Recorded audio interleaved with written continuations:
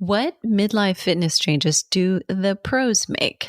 Today, I'm talking to a fitness industry leader about how she's embraced each decade while running a business. In fact, doing a whole lot more pivoting, as we all have.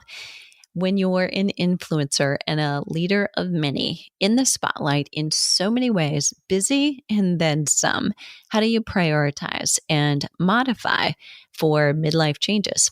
I asked her, and you are going to want to listen to this one.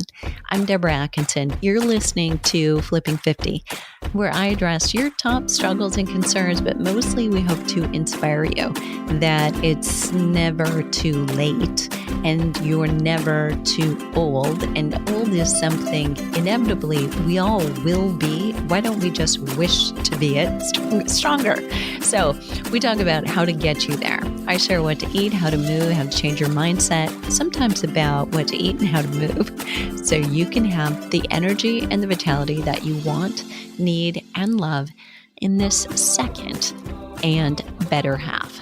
So my guest today is a real treat for me, and I hope for you too. Sara Kooperman is CEO of SCW Fitness Education, WATERinMOTION and S.E.A.T Fitness, is a visionary leader that has transformed the fitness education community, a successful business owner and advisor. She's a keynote speaker, published author, webinar host, podcast presenter, and sought-after industry trailblazer. Cooperman has launched 7 successful live MANIA fitness professional conventions, another 6 streaming conferences, and more than 40 live and online certifications. Her company has touched more than 100,000 fitness professionals face-to-face, engaged another 300,000 in virtual connections, and produced over 600 fitness instructor training videos. Cooperman currently serves on IHRSA's headlight committees for facility standards, meaning gyms, fitness centers, and is a co-host of IHRSA's Talks and Takes monthly talk show.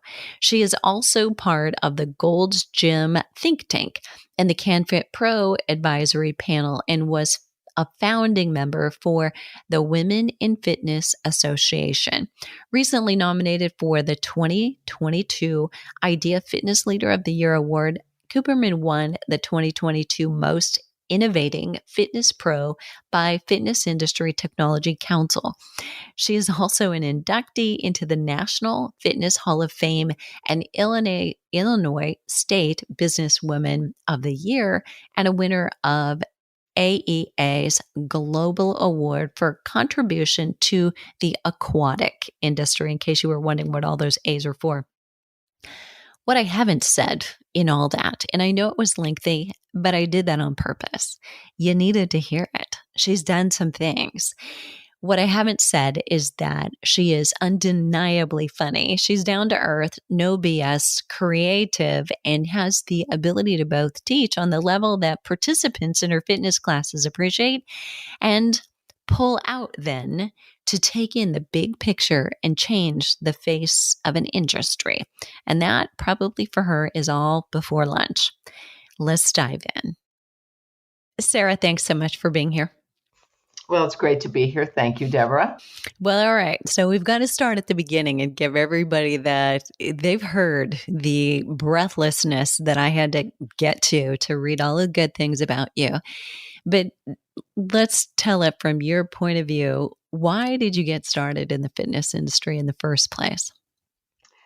Well, I used to be a dancer when I was really young. And, like most people, had everybody's got their own challenges with their with their lifestyle when they're kids. And what I found was that I found my happy place in the dance studio. It's the only time I felt beautiful. It's the only time I felt, kind of free of some of the stuff that's going on in my house and things like that.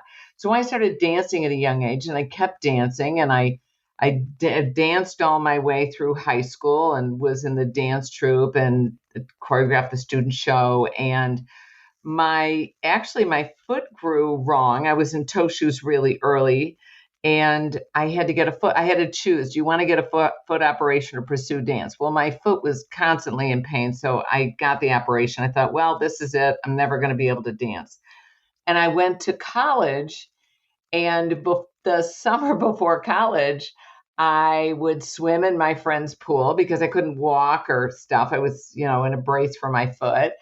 And I'd sit in the hot tub and rub my foot. And this is like 40 years ago, right? So, oh my gosh, no, longer, like 45 years ago, there was no physical therapy or rehab. I was literally rehabbing my own foot. And it was great. So when I went to college, I could dance. I started kind of gaining weight while I was at college, that freshman 15. I decided, how am I going to lose this? I can't really dance that much because I'm studying political philosophy, whatever. So I started running because it was this brand new thing that started, jogging, and I could lose weight quickly. So I did it, and I really loved it, and I loved the dance. And aerobics started while I was in college. So I started kind of dancing, and I started teaching aerobics because I was starting to teach dance because I was with a dance company while I was in college. And it just kind of fell into something that I love, that combined some activities I enjoyed. And God, Deborah, it's so weird. It's like, it's a windy path, but when I was with the dance company, when I was in college, I ended up having to go to school part-time because the dance company, you got to stare at yourself for 6 hours a day and look at yourself in the mirror. And it's just, I got to tell you, I don't care who you are, that gets a little boring. And I just I didn't love it. Like you're supposed to, that from a chorus line, I felt nothing. I just didn't get that thrill. But when I was teaching dance, when I was teaching aerobics, I mean, that was my sweet spot. I loved it. But I knew that I didn't want to stay with the dance company because I didn't enjoy eating hard-boiled eggs, trying to be cool and smoking cigarettes like the rest of the dancers. That wasn't me. So I knew I wanted to be a professional. So I ended up graduating from college, going to law school, thought I was going to be a lawyer, kept teaching aerobics. It helped paid for everything. And when I was in law school, I realized I really didn't want to practice law, but I loved, as sick as this sound, I actually enjoyed law school. I found it very challenging and interesting. And how do you integrate being a professional and loving to teach fitness? And I really didn't, I tried opening a club. It wasn't where I was at, but I love teaching. And I started teaching teachers how to teach, okay? Train the trainers. And I think life, interestingly enough, is a series of almost figuring out what you don't want to do to where you zone in on what you do want to do. So well said. I'm letting that sit with a little pregnant pause. I love it. And I think there's so much juiciness in there for women who are listening who wonder if it's okay to change their minds even now and not do what everyone expects them to do. Because I'm guessing there may have been a few people in your life who, after law school, turned to fitness as your real gig, might have been surprised. You think? You should have heard my mother on the phone. I swear, since she passed away some time ago, but I swear to God, she never understood what I did and why I did it. But I will say that there are these little gems that you find along your path that you go, God, this makes me happy. Oh, I love this so much. And my life has meaning. And these little things you're traveling through a path and it's rough and it's dirty and sometimes it's cold and I don't really like doing this and I don't really like doing that and blah, blah, blah. But you find these gems. For me, I had been teaching, it was called Chicago Jazzed Funk. How embarrassing. Please don't ever Google that because you will see a video that no one should ever see anymore. Every one of us is going to do that now. Thank you, Deborah. Glad to be on. But I was teaching it at East Bank Club, which is a gorgeous facility in downtown Chicago. It's the La Di Da Club. And I had this great group of women. And one day in the locker room, a friend of mine, Barbara, came up to me and she said, I want to tell you that you saved my life. And I'm like, even to this day, I get tears in my eyes. And she said, my mother was dying of cancer. I'm an only child. I had to take care of her. And the only time I could get away is to take your Tuesday and Thursday class. And then we would always, as a group, have dinner afterwards. And I know this sounds kind of strange. She was somewhat of an awkward person, those just sometimes people like that. But she felt part of a group. She felt connected. She felt cared for. We missed her if she wasn't there. And those little moments, I go, I have purpose. I have purpose. Bringing joy, I don't know, to people. So important. Okay. So not only that, right? This huge, big pivot you made at one point deciding, all right, I'm going to take the left turn here. And then 40 years into it, or 40 plus, life throws a pandemic at you. And you host how many events, annually? Oh my gosh. How many trainers and fitness pros depend on you annually? Yeah. Talk a little more about that. Well, in the biz, when I started really doing the trainer, doing the conferences and training other instructors how to teach, you start small. We started doing these. I started leading these workshops on how to teach instructors to go from high impact to low impact. I don't know. I'm 63, so, it was quite some time ago. And now kind of high impact is retro. Back then it was everything, and low impact was weird and stupid and you couldn't burn fat. That's what everybody thought. So, but I was teaching people, yes, you can get in great shape. And I was teaching that workshop. And then it grew to where I looked around and I found other people that were better than I was in different areas. Like, Deborah, you're amazing at social media presentations and active aging techniques and, motivating women. You're a star doing that. And you find with what I do, I'm finding people that are quote unquote better than I am in certain aspects of fitness, like strength and, strength training and nutrition and HIIT training and cycle and yoga and aqua and every other form. So when we did those conventions, it grew very organically to one event in Chicago to then now we do 7 around the country. And we were at our peak at 7 around the country. And we were at our peak at 8 conferences around the country. And then the pandemic hits. And I had mailers out, hotels booked, and boom, like March 24th, it's like Chicago shut down. What do we do? We had 74,000 people on our email list, between 55,000 and 60,000 cell phone numbers. This is accrued after some time. And we only keep the last 5 years on our list. We dump them off if we haven't had contact with these people. So these are a lot of health and wellness and fitness people across the USA. And boom, no events, no training. And we lead the group fitness market. And we work with a lot of personal trainers. We work with club owners and managers. But I'd say our strongest sweet spot is the group fitness. And the pandemic just no events. Right. It didn't even blow up. It just boom, gone. Yeah. And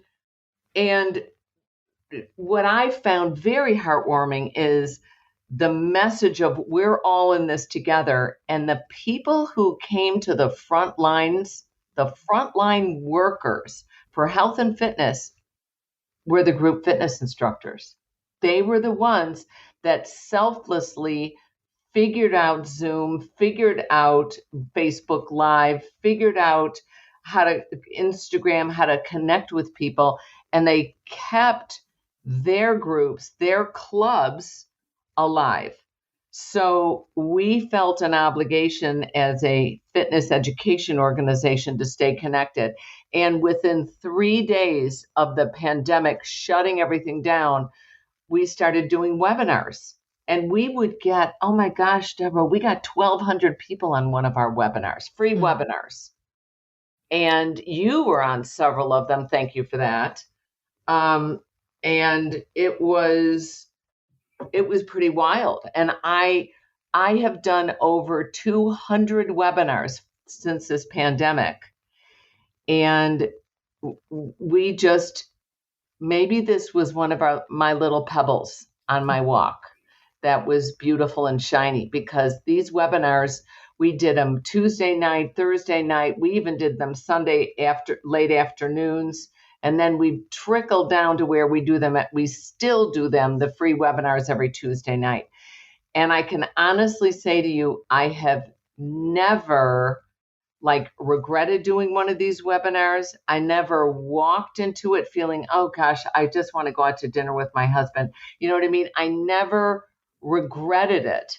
And I met wonderful people and I spent more time with them. And even now we're getting between, I'd say, 150 and 300 people registering for the webinars. And interestingly enough, we also make it into a podcast, and more people are listening to the podcast now than watch the webinars on Zoom, because everybody's a little zoomed out. Truth. Yeah. Community has been everything. And 3 days after you were into it and first, amazing. All right. Yeah, it was kind of weird. This is all about you. So I want to come back to you. Okay. 63, you already blew your story. So we know that now. But, and this is one of those times, people, I know I say this way too much and we're going to have to switch here. Sarah even told me, I'm so used to Zoom, I can't see you. So this is a shame that this is not video, because she has a face for video. So she said out loud, I'm 63, you would say, shut the door. Yeah. So truth. So tell us, over the years, the 45 probably, how has your personal workout routine changed and why? Well, I'm a big multitasker. I know there's a big trend now, like you should focus and you need to focus and breathe and whatever. I'm like, you know what? I've had the same husband. I was going to say for too long. No, I've had the same husband for long, but we've been together 40 years. I'm very happily married, and we've been married for 35, and we have 4 children. I have 4 boys. Now their ages are 31, 28, 26, and 24. But they were in every sport on the face of the earth: hockey, baseball. I had one that did football. They played soccer when they were younger. Oh my gosh, it was like everything. And we're running around like lunatics. I have to multitask. I had to be on the elliptical testing my son on his Spanish memorization. I mean, I take my dog for a walk and I'm on a conference call at the same time. So I used to be an avid runner, but I've since found out, I've always known I have back problems, but I've got a really pretty dramatic scoliosis on my spine. I've had 3 knee surgeries because I'm a skier. So I switched from running to walking. And it was a little dramatic for me, but I'm a walker. I love walking, a good 3 miles at a time. I can't really, I've had to split it up to about 1.5 miles and 1.5 miles, 1.5 miles in the morning, 1.5 miles in the afternoon, not because I need it, because my dog's getting older. So I have to split it for the dog. So there you go, multitasking still. And I love yoga. I don't do that Chicago jazz funk and that high impact aerobics. And I secretly hate HIIT, secretly, not so secretly. I hate high intensity interval training. So I do yoga and I walk, and I'm a strong believer in strength training. I love Les Mills Body Pump. It's a little bit more endurance focused than heavy strength, but it works with me. I like it. I like the music. I like the movement. But I think it's this combination of cardio from the walking and strength training from the body pump program and the stretching from yoga and the kind of peacefulness from yoga. But I also go to a hot yoga class that uses rock and roll, and I like it. So Well, you are, a breakthrough kind of gal. So that does not surprise me. You mentioned this. And so I'm bringing it into this episode, even though we are doing a very separate one for fitness pros and health coaches. So, by the way, you're going to want to tune in over there at She Means Fitness Business to the episode we do there. But you mentioned that one of the things in the fitness industry you strive to do is to work with more men. Speak to that.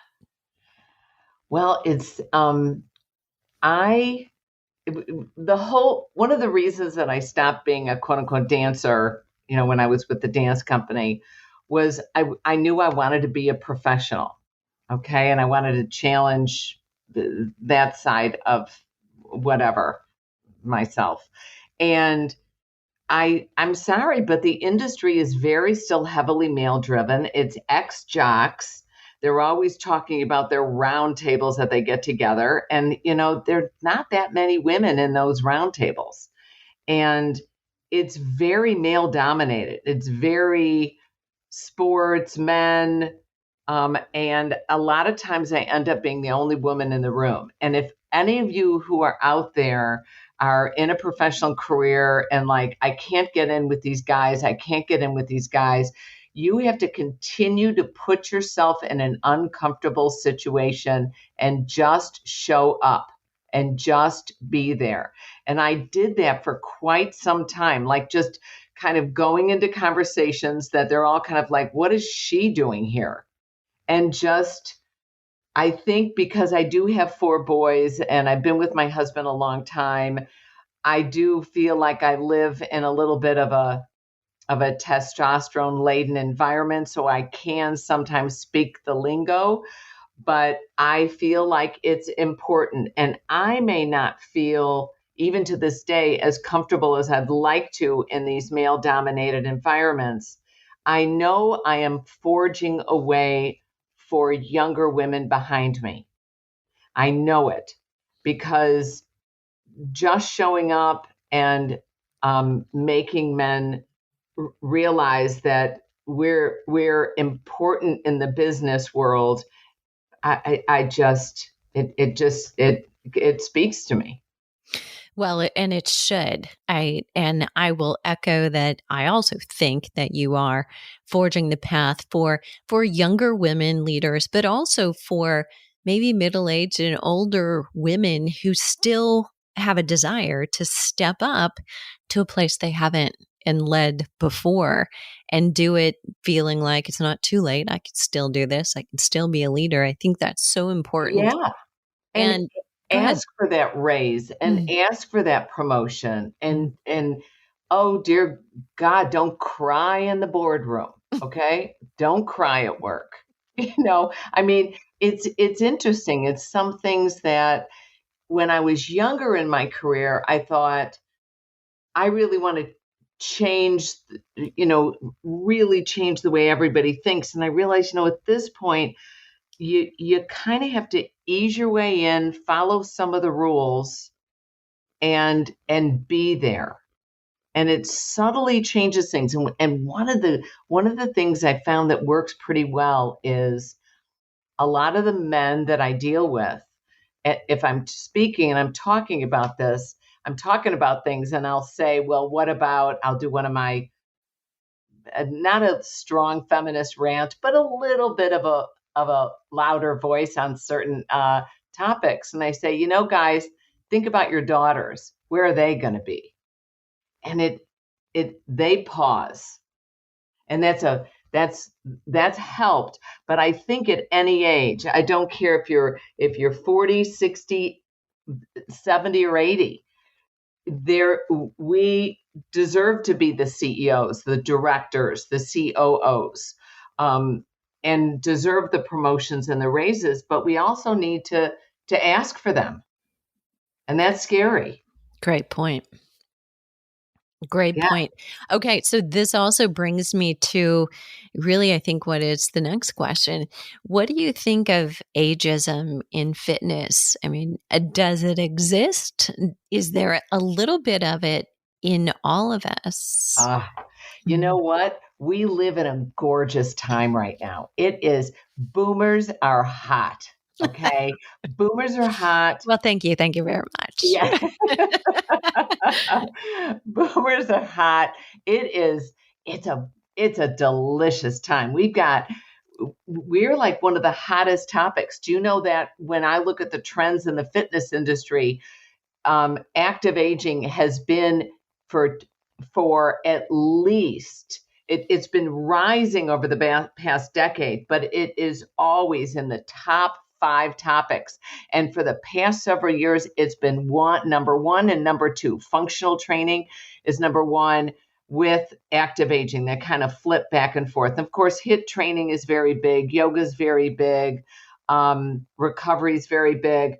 But people are getting older, and being a strong role model at the age of 50 or 60, it's hot.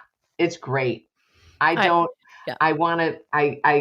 Maybe I'm being a little too naive here, but I don't think there's ageism. I got to be honest with you. The only place I see ageism is TikTok or Instagram, where you see these 22-year-olds talking about how to flatten their abs. Give me a break. Okay. I love it. Well, and I was going to follow that question. Well, because I think there is a certain pool of people for whom it's not ageism, it's actually reverse ageism, that this is the time where we're not afraid to say, I'm 58, I'm 63. It's like, hey, this is 58. So this is what you got to look forward to. And it's just, we're proud of it. We're going to get better. And I think we're laying a foundation here. So. Oh, yeah. Oh, yeah. And I think, I do a talk show. It's one of those, it's for the fitness industry, for club owners, managers, and directors. But I'm on it with 3 guys, and we always are looking for different topics. And active aging is one of the hottest topics. And one of the things I was talking about, I was talking about aging in the fitness industry.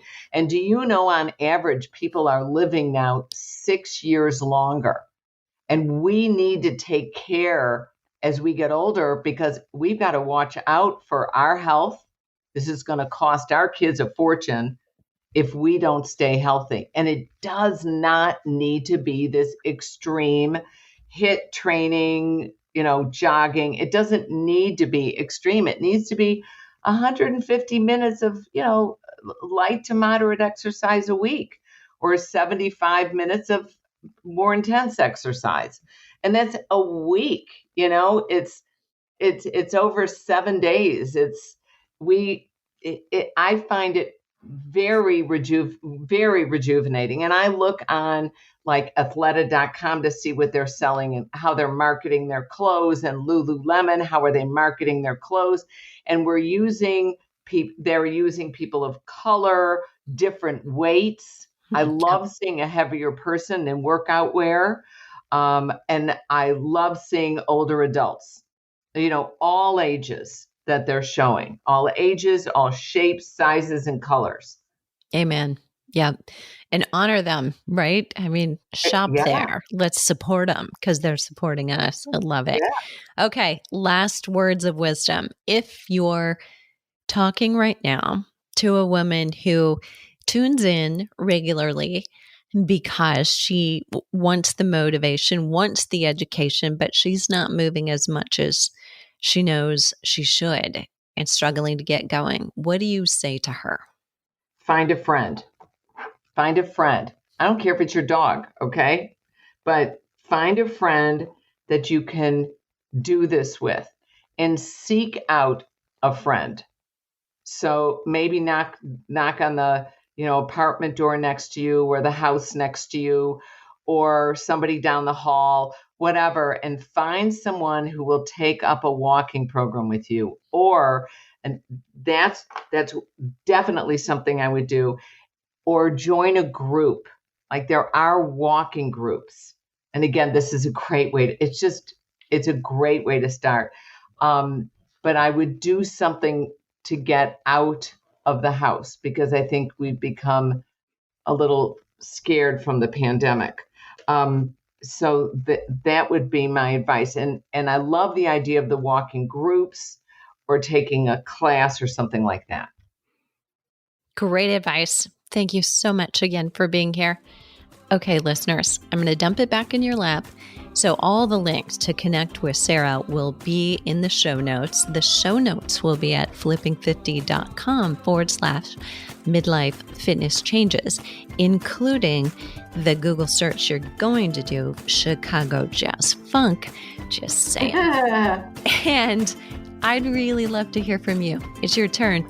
So what midlife fitness changes have you made? And were they forced by signs and symptoms that what you were doing wasn't working, or by happy accident?